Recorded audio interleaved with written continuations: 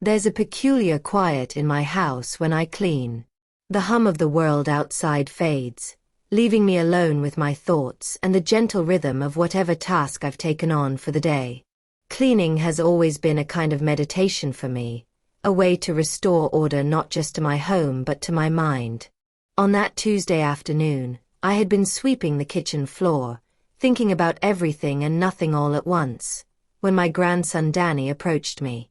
Before I get into what happened, I think it's important to tell you about Danny. He's always been special to me. When he was a boy, he spent many summers here at my house, running through the garden, climbing the old oak tree in the backyard, and helping me bake cookies that never seemed to last more than a day. Even then, he had a gentle soul. Sensitive, thoughtful, and far more interested in drawing pictures or building models than in roughhousing with the other kids. Danny's parents, my daughter, Liz, and her husband, Mark, were good people, but they had their struggles. Liz always had a demanding job, and Mark wasn't much for emotional openness. As a result, Danny often turned to me when he needed someone to listen or to reassure him. I never minded. If anything, I cherished those moments. Being a grandmother gave me a chance to offer the kind of patience and understanding that sometimes eluded me when I was raising my own kids.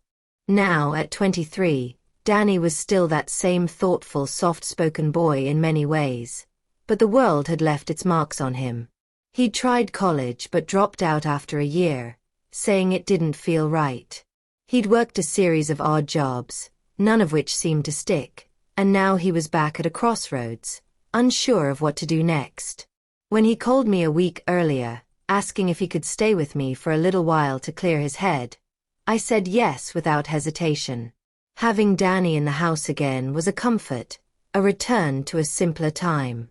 I cooked meals for him, and we spent evenings talking or watching old movies together. But I could tell something was bothering him. He had a way of retreating into himself when he was worried, and over the past few days, that quiet introspection had turned into something heavier, something that weighed on him visibly. That Tuesday, as I swept the floor, I heard the soft shuffle of his footsteps behind me. "Danny," I called out without turning around, assuming he was just passing through.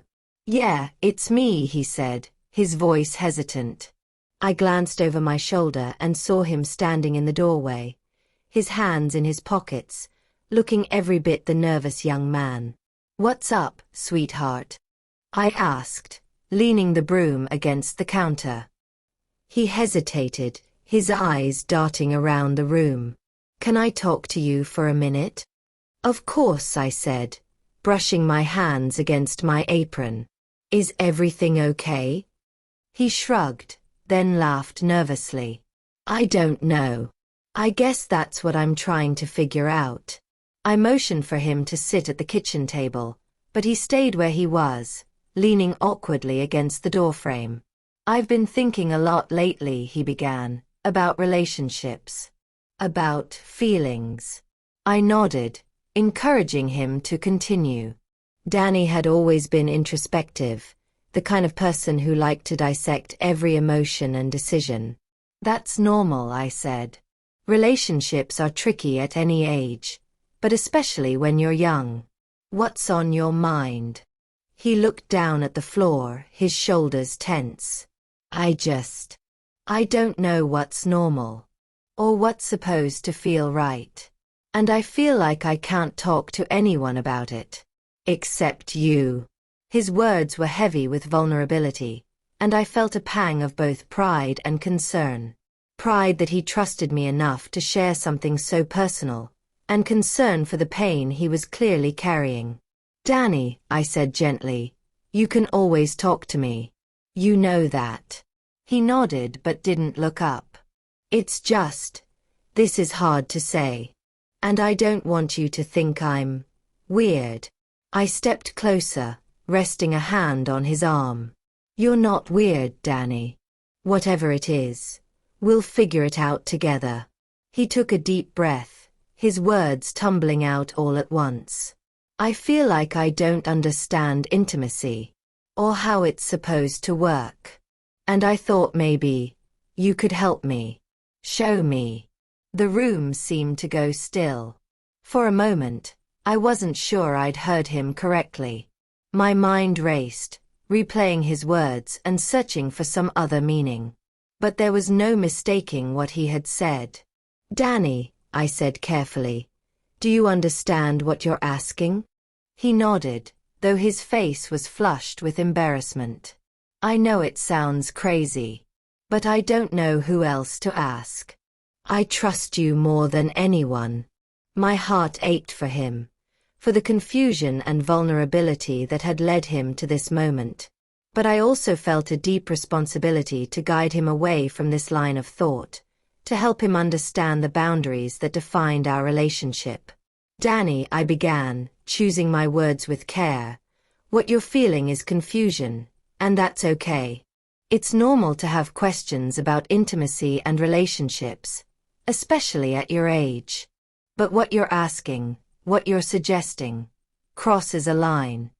He looked down, his shoulders slumping. "I didn't mean to upset you," he said quietly. "I'm not upset," I assured him, though my voice was firm. "But I need you to understand that intimacy is about more than trust or comfort. It's about a kind of connection that can't exist between a grandmother and her grandson." He nodded slowly, his face a mix of embarrassment and sadness. "I just feel so lost," he admitted. "Like I don't know how to be close to anyone." My heart softened at his words, and I reached out to hug him. "Danny, you're not alone. You're still figuring things out, and that's okay. But you don't have to do it all at once, and you don't have to do it without help. I'll always be here for you, but there are boundaries in every relationship, and they're there for a reason." Danny's hug was hesitant at first, as though he were unsure whether I meant the words I had just spoken. But then, slowly, he melted into the embrace, his head resting lightly on my shoulder. I felt the weight of his emotions, the tension in his body gradually giving way to a vulnerable release.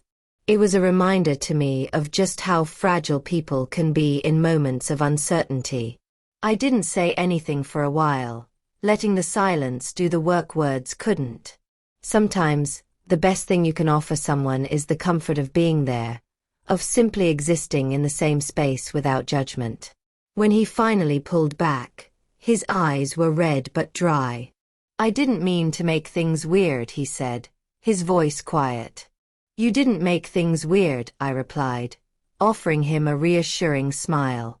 "You're struggling, and you're trying to figure things out. That's not weird, Danny. That's human." He nodded but didn't look convinced.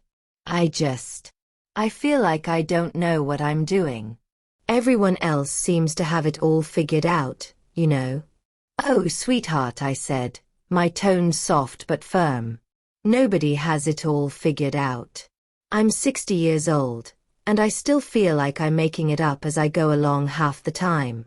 That got a small, hesitant smile out of him, and I felt a flicker of relief.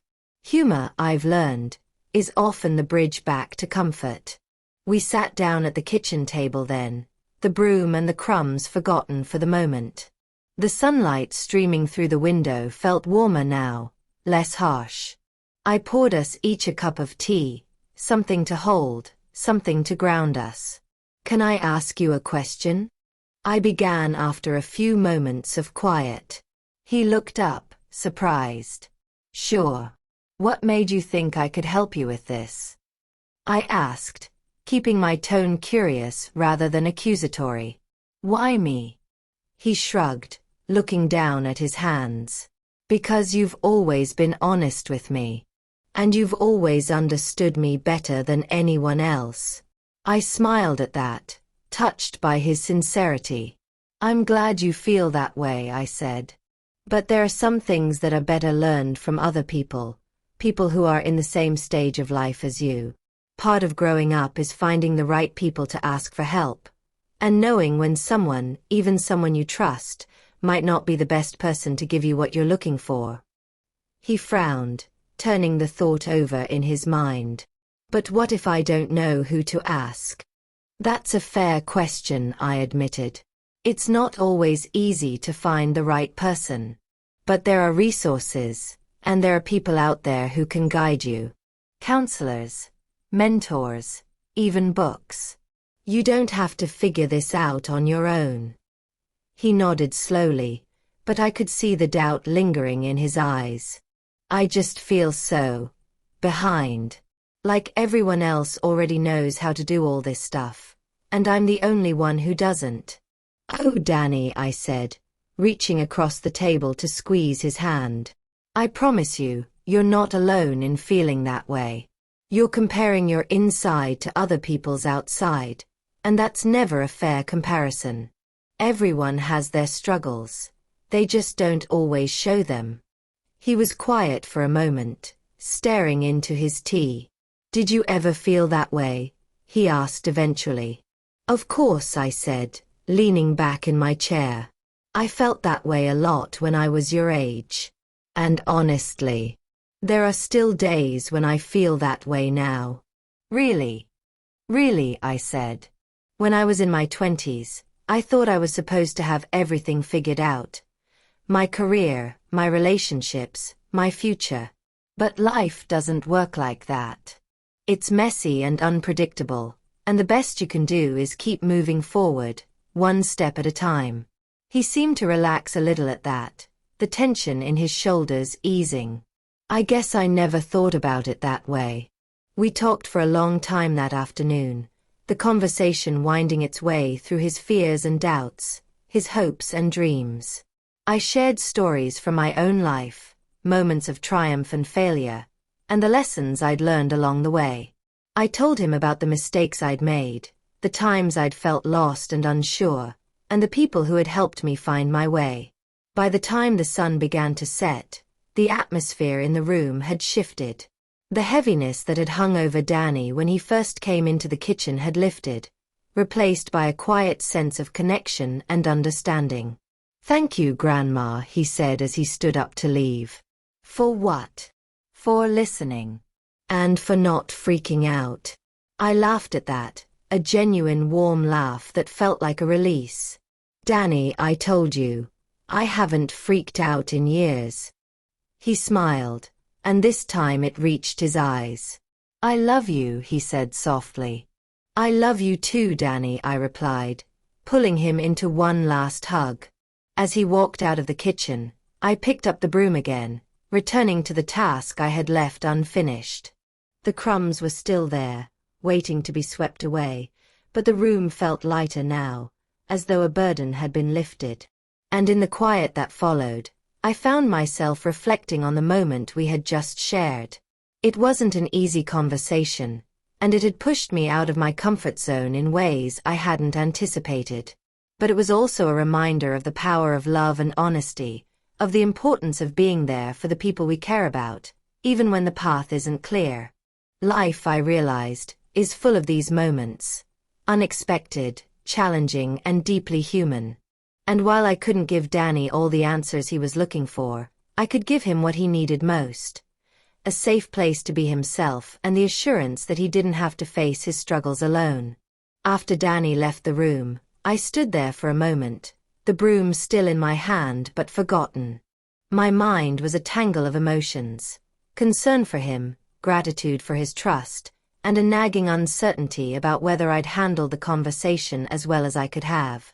I didn't have all the answers, but I hoped I'd given him enough to think about, enough to help him start untangling the confusion he was feeling. I turned back to the task at hand, sweeping up the last few crumbs from the floor. As the soft bristles of the broom brushed against the tile, my thoughts wandered to memories of Danny as a child. He was such a curious boy, always asking questions about the world and how it worked. I remembered one summer evening when he was no more than 7, and we were sitting on the porch watching fireflies dance in the twilight. "Grandma," he had asked, his little brow furrowed in concentration, "how do fireflies make their butts light up?" I'd chuckled at his earnest curiosity and explained, as best I could, about bioluminescence. His face lit up. Not just from the glow of the fireflies, but from the joy of learning something new. That memory had always stayed with me because it was such a perfect example of who Danny was. A seeker, a thinker, someone who wanted to understand the mysteries of the world. It struck me then how that same boy still lived inside the young man who had stood before me just minutes earlier, albeit with different questions and deeper uncertainties. He was still seeking, still trying to make sense of things that felt too big and too complex to grasp.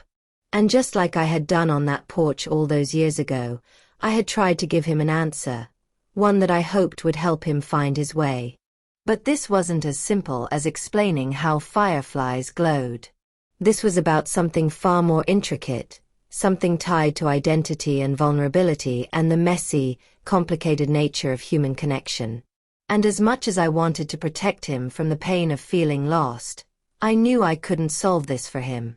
All I could do was be there to guide him, to listen, and to remind him that he wasn't alone.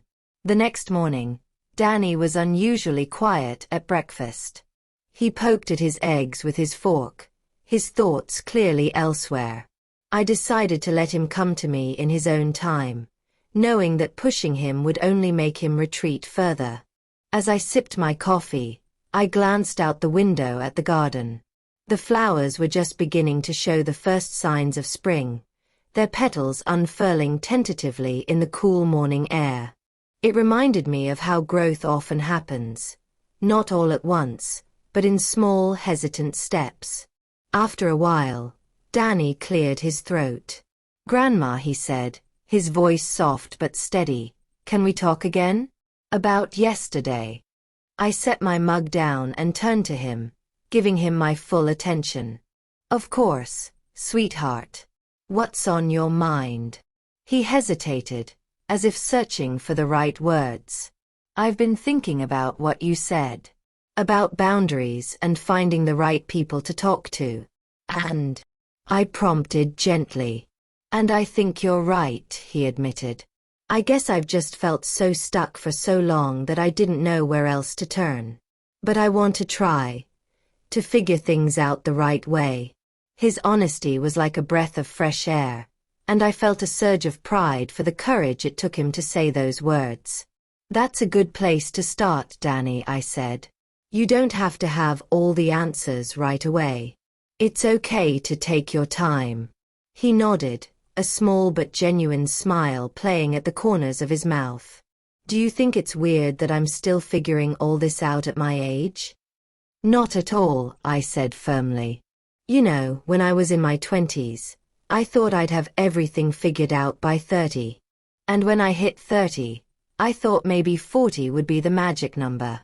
But life doesn't work that way. We're all just figuring things out as we go." That seemed to comfort him, and we spent the rest of breakfast talking about some of the things he'd been grappling with. His uncertainty about his career, his worries about being vulnerable in relationships, and the fear that he was somehow falling behind. As the days turned into weeks, I noticed a change in Danny. He seemed lighter, more at ease. He started spending more time outside, going for long walks in the woods behind my house. He even signed up for a workshop at the local community center, a writing class, something he'd always been interested in but never pursued. One evening, as we sat on the porch watching the sun dip below the horizon, he turned to me and said, "Grandma, I've been thinking about how much you've done for me.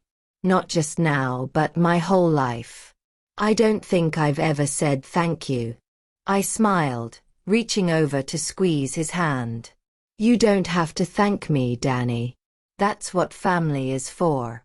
We take care of each other." "But not everyone does," he said, his voice thoughtful. "I'm lucky to have you." That moment stayed with me, a quiet affirmation of the bond we shared. It reminded me that love isn't just about the easy moments. It's about the hard conversations, the times when you show up even when it's uncomfortable, and the commitment to keep being there no matter what.